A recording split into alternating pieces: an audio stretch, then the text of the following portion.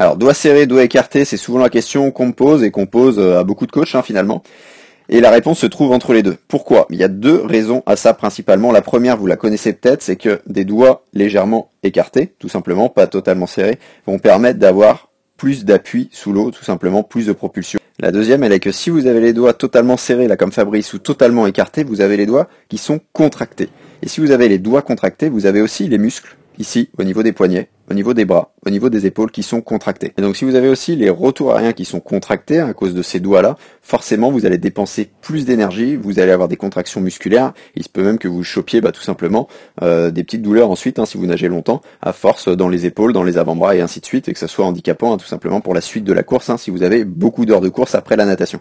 Donc l'idée est vraiment d'avoir des retours aériens faciles, bien relâchés au niveau des doigts, d'ailleurs même au niveau du trajet sous-marin, les doigts juste légèrement écartés pour vraiment dépenser le moins d'énergie possible et surtout garder cette énergie-là pour la propulsion, pour aller plus vite, pour être réellement efficace en crawl et nager plus vite. Si toi aussi, comme des milliers de triathlètes, tu veux recevoir mes conseils gratuits par mail, je t'ai préparé une formation totalement offerte, totalement gratuite, je te mets le lien dans la description.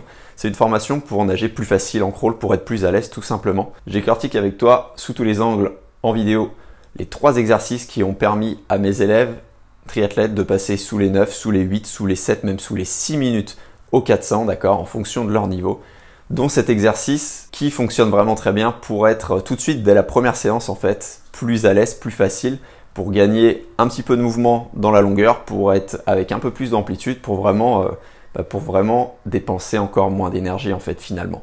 Et dès la première séance, tu devrais ressentir toi aussi cette chose-là. Donc je te mets le lien dans la description, je te laisse découvrir les 3 exercices avec des séances clés en main. Et sur ce, je te dis à bientôt.